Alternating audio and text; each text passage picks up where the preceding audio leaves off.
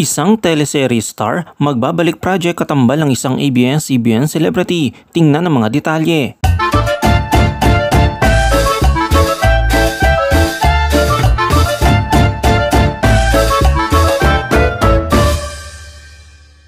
Si Jane De Leon ay tampok sa episode ng Range sa pelikulang Shake, Rattle and Roll Extreme pagkatapos ng kanyang pagganap sa fantaseryeng Mars Ravelos Darna.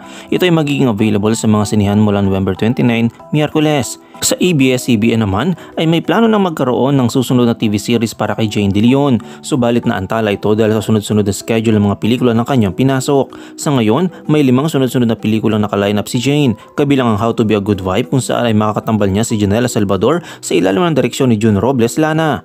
Nabuo ang magandang samahan ni Jane at Janela mula sa Darna na nagpakita rin ng kanilang husay na ugnayan. Nitong Lunes, November 13, nagkaroon ng story conference para sa How to be a Good Wife. Ito ang naging sanhi ng pag-excite at kilig ng mga taghanga ni Janela na nagtrending sa social media. Sinabi ni Jane na okay lang sa kanya ang mga taong sumusuporta sa kanilang tambalan ni Janela.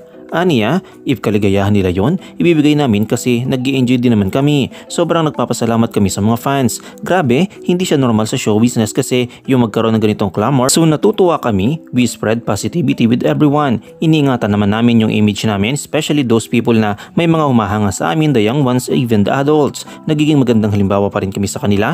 That's why everything na nangyayari, and despite yung LGBT, we support the LGBT community.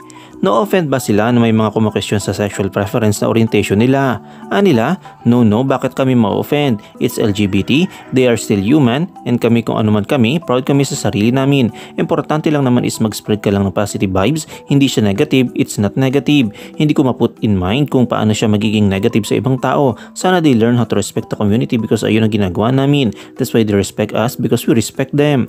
Ano nga ba talagang status na Jane at Janela? Anila, well, kami ni Janela, sisterhood na wala sa iba. Siguro pero hindi ko masasabi, siguro meron din ng iba. Pero sa showbiz kasi, bihira ka lang talaga makahanap ng artistang kaibigan na alam mong anytime nandyan for you, na hindi kanya i-judge. Sobrang na-appreciate namin yun sa isa't isa.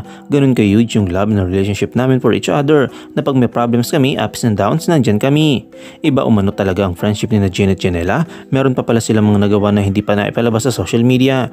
Tinanong siya kung ano ang extreme na nagawa niya sa kanyang kaibigan. Ayon kay Jane, hindi pa namin na-release yung mga pictures namin. Nung whole week kasi, niyaya niya akong mag-Singapore. So sinabi ko hindi ako pwede, pero hindi niya alam nandun na ako sa Singapore. Na-surprise ko siya doon.